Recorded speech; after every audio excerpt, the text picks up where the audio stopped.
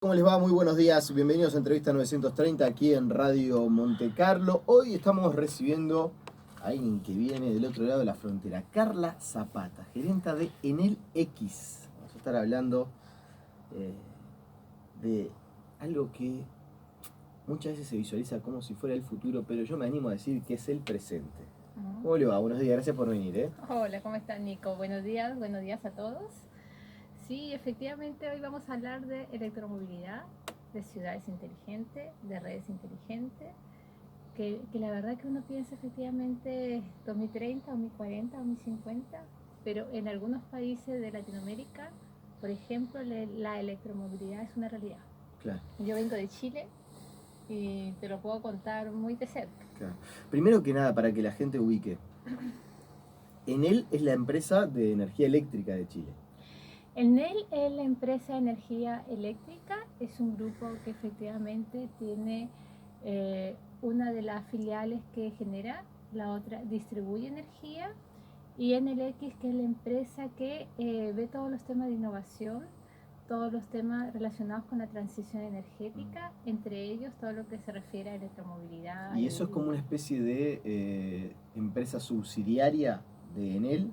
Es una... Acá en Uruguay, en la UTE, está el sector redes inteligentes, Sí. que es más o menos, por lo que yo estoy vislumbrando, por lo que leí, una especie de paralelismo entre lo que es Enel X.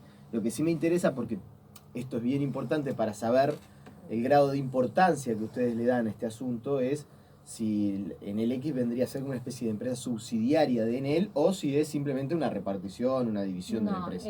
es una empresa subsidiaria del grupo Enel, efectivamente. Y es una empresa tan potente como hoy día lo es la distribuidora y la generadora de energía. O ¿Sí? sea, para la empresa que distribuye la energía eléctrica de Chile es tan importante pensar en las soluciones sostenibles, las Sí. ciudades inteligentes, en mejorar el consumo de energía eléctrica, la movilidad, como darle luz a una casa. Así es.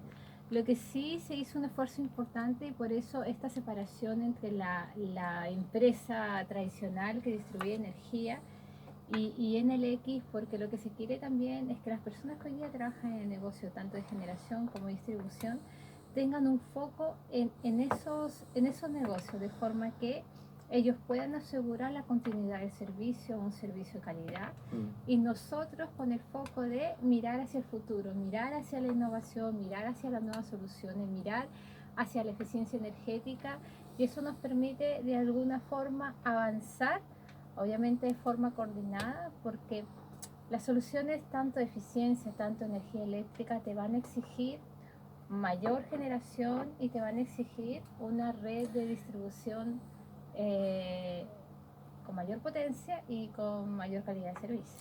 Esto lo he conversado con alguna autoridad de UTE, de la empresa de energía eléctrica estatal acá en Uruguay. En él no, Sí. no es estatal, Es privada, sí.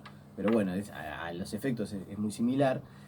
Eh, y yo le decía, es casi como una paradoja, porque en realidad el consumo eficiente en el fondo es menor consumo. Sí. Y es como que las empresas de energía eléctrica, que en realidad viven de darnos energía, de cobrarnos por la utilización de la energía, también promueven que cada vez usemos menos energía. Sí. Que la usemos mejor, que la usemos de manera más eficiente. ¿No resulta como una especie de contradicción eso? Mira, este es un tema que hemos hablado infinidad de veces, pero la verdad que aquí, más allá del mayor consumo, porque efectivamente cualquier persona que lo ve de afuera a veces piensan que estamos metidos en el negocio de la electromovilidad por un mayor consumo o por intereses más de la empresa. Yo te diría que hoy en día las empresas y el grupo Enel en particular estamos trabajando mucho en torno al cambio climático y en torno a mejorar las condiciones de calidad de vida de las personas en la ciudad donde estamos. ¿Y por qué estamos haciendo esto y cómo lo podemos verificar? Por ejemplo, en Chile nosotros estamos apagando de aquí al 2025 y 2040 otras centrales a carbón, ¿sí? Y estamos cambiándolas por centrales renovables, solares o eólicas.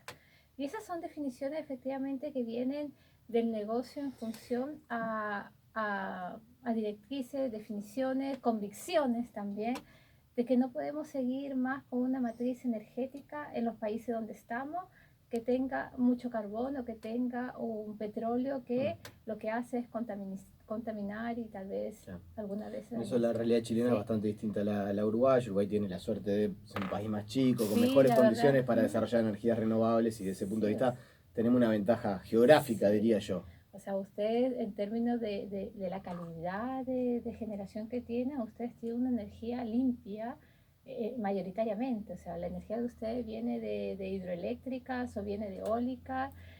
Y eso también ayuda a promover soluciones eficientes o soluciones de electromovilidad. ¿El futuro de la movilidad es eléctrico? Sí. Hoy día hay una discusión importante, mira, si el futuro de aquí al 2050 tal vez tiene que ver con la electricidad o tiene que ver con el hidrógeno, ¿sí? Pero hoy en día y para los próximos, estamos 30 años, ¿el futuro de la movilidad es eléctrico? La respuesta es sí, es afirmativo. ¿Sí? Hoy día vemos grandes marcas, no sé, te hablo de Toyota, te hablo de Porsche, te hablo de Nissan, te hablo de Volvo, que están haciendo declaraciones respecto de compromisos de cerrar fábricas de aquí al 2025. ¿Sí? Cuando uno piensa en el 2025, estamos hablando de 6 años más, estas marcas no van a fabricar más autos a combustión. Entonces, o sea, en 2025 el auto a combustión va a ser casi que algo que se algo deje de construir. En el recuerdo. Espero que efectivamente sea así, pero hoy día hay grandes marcas y países también que se están comprometiendo con cerrar al 2025 la fabricación de autos a combustión. Efectivamente. Por lo menos nosotros en Chile estamos con metas importantes de aquí al 2040. La ruta energética y la ruta de electromovilidad ha declarado que al 2050, por ejemplo, el transporte público tiene que ser eléctrico 100%, ¿sí? Tanto buses, taxis, colectivos, estamos empujando para que sean eléctricos, efectivamente. ¿Y cuál es el principal desafío para esa transformación? A ver, porque el desarrollo de ese tipo de unidades de transporte es bastante importante, pero claro, no sé, acá en Uruguay pasa, las estaciones de carga, de hecho acá en Uruguay hay, en Montevideo sobre todo, hay estaciones de carga eléctrica que uno lo ve, hay taxímetros que se mueven, desde la Intendencia de Montevideo se ha hecho algún plan de incentivo para que se pasen autos a hacer con el sistema eléctrico. Empiezan a experimentarse algunos buses o algún plan piloto de ómnibus eléctricos. ¿Cuál es el mayor desafío que tiene un recambio de esas características? Mira, yo creo que hay dos grandes desafíos. El primero, que efectivamente los autos eléctricos, los buses eléctricos bajen de precio, ¿sí? Hoy día comprar un auto eléctrico para muchas de las personas que tenemos auto todavía es poco alcanzable, ¿sí? Hoy día es el doble de un auto a combustión. Pero si de aquí al 2025, como se dice que tanto las plantas como la movilidad va a ser eléctrica, lo que se espera y las proyecciones dicen que entre el 2024 y el 2025 el costo de un auto eléctrico va a ser similar a un auto a combustión, ¿sí? O sea, no de un auto híbrido, no, un auto no te eléctrico. hablo de un auto eléctrico, sí, el auto híbrido yo creo que es una solución transitoria para pasar entre el modelo de combustión al modelo eléctrico, pero vamos a hacer este ejercicio. ¿sí? Yo vengo y le digo, la verdad, estuve mirando, está bien, está el tema de dónde cargo el auto, no sé, eso me molesta un poco, no es como una estación de servicio, que hoy por hoy lo tengo en varios lugares. Convénzame que yo me cambie a un auto eléctrico. Déjame terminar con lo anterior, y es que la segunda barrera que hoy día existe tiene que ver con lo que tú dices, la infraestructura de carga, ¿sí? Efectivamente, por ejemplo, en Santiago, yo entiendo que acá también, tenemos muy pocas unidades para cargar autos eléctricos. Hoy en día, además de la decisión de compra de cualquier persona, además del precio, efectivamente está el pensamiento de dónde cargo. ¿Qué pasa si me quedo varado en la calle? ¿Cómo cargo un auto eléctrico? La única posibilidad que tendría es contratar una grúa. Pero si yo tendría que convencerte a ti, lo primero te diría, ¿sabes qué? Hoy día hay opciones de mercado bastante asequibles. Por ejemplo, si tú te vas a buscar no quiero hacer promoción a la marca, pero hoy día existe el Nissan Leaf, ¿sí? Por ejemplo, que es un auto que se está acercando bastante más rápido al precio de un auto de un auto a combustible. Estamos hablando que en Chile vienen a ser como $30.000 o $32.000 por ahí, ¿sí? Son más baratos los autos en Chile igual. Parece, ¿no? Sí, bastante más. ¿Sí? No, un tema impositivo. Un tema impositivo. Que no pasa con los autos eléctricos. Que en Ya. Uruguay tienen una Tiene exención sí, eso impositiva puede para ver. impulsar su venta. Eso puede De ver. hecho, son bastante más parejos los precios de autos eléctricos, pero no porque sean baratos los eléctricos, sino porque son caros los otros. Ah, mira, en Chile todavía hay una diferencia importante y desafortunadamente yo te diría que todavía no tenemos esos beneficios que ustedes sí tienen para la movilidad de personas. Sí, exactamente. Los beneficios han estado más de la mano del transporte público, del transporte privado. Pero la segunda definición, además del precio, que yo creo que en la mayoría de las personas es como el apalancador. O sea, si el precio no me da la decisión de compra, no la tengo. Pero la segunda es que como país, Uruguay o Chile, seguramente en los próximos años van a avanzar a tener una infraestructura de carga tan similar como la que hoy día vemos cuando queremos cargar un auto vencido. Teniendo infraestructura de carga disponible y teniendo autos asequibles, yo creo que estamos del otro lado, Nicolás, ¿sí? Pero hoy día, desafortunadamente, todavía no tenemos ninguna de las dos cosas, ¿sí? Entonces, ahora, y el tema de, por ejemplo, la velocidad, el confort, ¿en eso es todo lo mismo? yo tengo un auto eléctrico, ¿sí? Y la verdad, en términos de velocidad, la aceleración es increíble de un auto eléctrico. O sea, tienes que a veces controlar, pero para los que les gusta la velocidad, un auto eléctrico efectivamente te puede generar la misma sensación en términos de velocidad o mejor aún que un auto a combustión. La gran diferencia es, por ejemplo, el sonido. Un auto eléctrico no emite ningún ruido. Es más, tú a veces puedes estar confundido si el auto está encendido o está apagado, porque no escuchas el ruido del motor tradicional que todos conocemos. Pero en términos prácticos, manejar un auto eléctrico, la sensación de velocidad es la misma y mejor. La sensación del ruido 100 veces, o sea, es inigualable.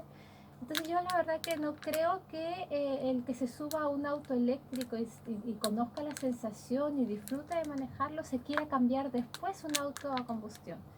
Dice que no hay vuelta atrás. No hay vuelta atrás. Nosotros tenemos desde hace como 4 años un plan de empleados en la empresa, ¿sí? Donde a los empleados se les invita a formar parte de la electromovilidad y las personas se matriculan, digámoslo así, y como empresa entregamos, por ejemplo, créditos sin intereses, algunos subsidios para estas personas para que compren los autos eléctricos. Y tenemos hoy día una flota de 50 personas que están usando autos personales propios y la verdad que ninguno se quiere cambiar. Y en el recambio que nos toca hacer cada 3 años, las personas han continuado subiéndose a un auto eléctrico y han abandonado la posibilidad de subirse a un auto a combustión. Y yo creo que hay otro tema importante. Cuando tú usas un auto eléctrico te vuelves más consciente del impacto de tus decisiones, por ejemplo, respecto al medio ambiente, al cambio climático, a la temperatura, en fin.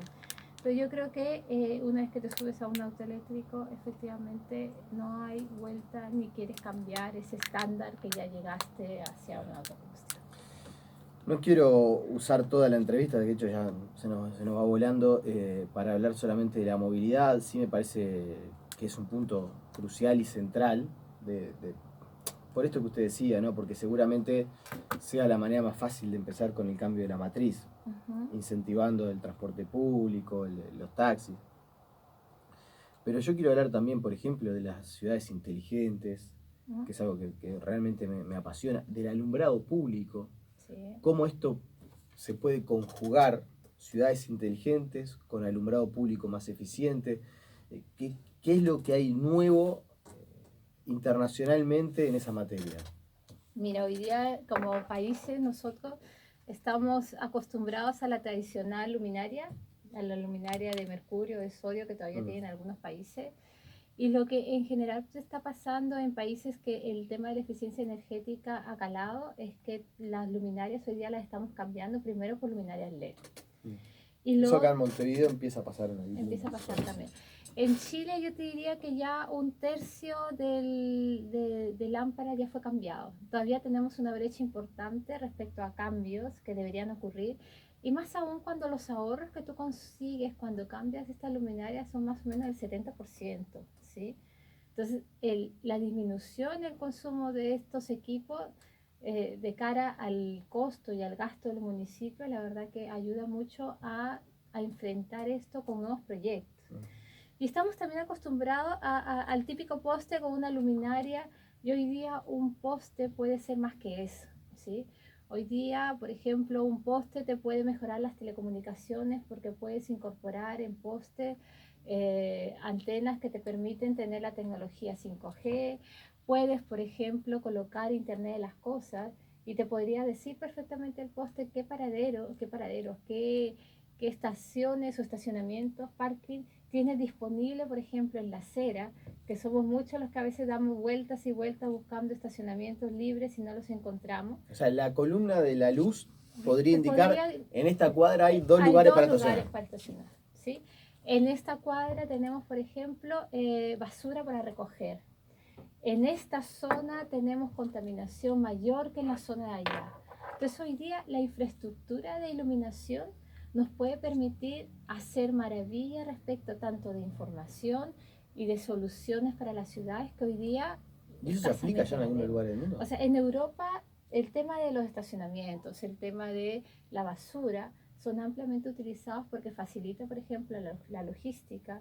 Tú puedes reservar un estacionamiento y muchos ya incluso empiezan a incorporarlo como parte de los atractivos de las ciudades, poder reservar un estacionamiento, por ejemplo, con un auto eléctrico. En Italia tú reservas, llegas con tu auto eléctrico y tienes el beneficio, por ejemplo, de ni siquiera pagar el estacionamiento habiendo reservado y el derecho de al tener un auto eléctrico no pagar un estacionamiento. Hoy día se pueden conjugar todas estas soluciones para ayudar, yo diría que a las ciudades, a las personas, y la verdad que son súper útiles. Pero sí, hoy día hay ciudades ¿Y si yo tengo en mi casa la iluminación y tal, tengo alguna de esas lamparitas de 60, de 120, ¿me conviene cambiarme de De LED? todas maneras, o sea, a ver, si no lo has hecho, no, Hay que hacerlo ya. hay que hacerlo ya. O sea, sales de aquí y te vas a comprarla. Porque el ahorro que tú tienes, incluso cuando yo hablo de una luminaria de la calle que ahorra 70%, lo mismo te pasa en la casa. O sea, en la casa tú consigues también ahorrar en torno a un 50-70% dependiendo de la potencia que vayas a instalar en tu casa. Lo que también quiero dejar claro es que hay mucha desconfianza respecto a la calidad de la luminosidad que obtenemos con una luminaria LED. Y en la práctica yo creo que hemos hecho mucho recambio y es un mito. Yo creo que Es acostumbrar es el un ojo. mito, es acostumbrar el ojo y la verdad que no hay una pérdida en la luminosidad, no. O sea, súbete, si no lo has hecho, súbete porque te genera un ahorro importante en tus ¿Y en la cuentas. calefacción? En la calefacción, el mejor equipo que hoy día puedes comprar son los equipos de aire acondicionado, los Invertec, ¿sí?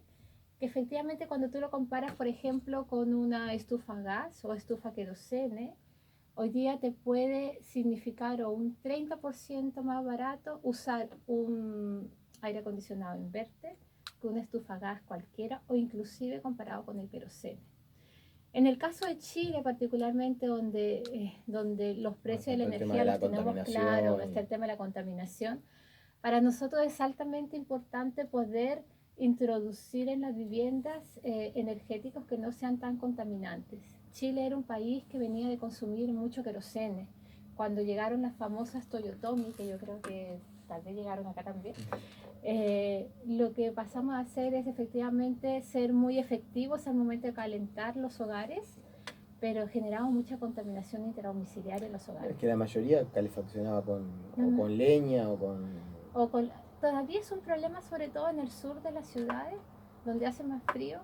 La calefacción a leña en las ciudades como Temuco, como Coyhaique, generan o son causantes del 70% de la contaminación de esa ciudad. No es el transporte, la calefacción es el principal. 70% de la contaminación es por la calefacción. Es por la calefacción, es por la leña, básicamente. Porque además no Eso siempre... llama la atención a veces, que en Chile hay restricciones para hacer asado, algo que acá no se podría, Sí. claramente no se podría hacer. Sí, la verdad. Si acá un gobernante saca una restricción para hacer asado, no. tiene que dejar el gobierno. No, tiene que dejar allá, por ejemplo, cuando hay un partido de fútbol y la gente enciende efectivamente hay restricciones. Hoy día la gente está optando por cambiarse de leña a aire acondicionado inverter, y también está cambiando la parrilla de carbón a una parrilla a gas o una parrilla eléctrica. No, en eso no, espero que no lo sigamos nunca, digo. No sé, Si pero el calefaccionarlo problema de con contaminación es un problema global. Algún día van a tener que hacerlo, tal vez. Somos poquitos, nosotros acá no generamos tanta contaminación como para... ¿Tú crees? Déjenos con el asado, tranquilo.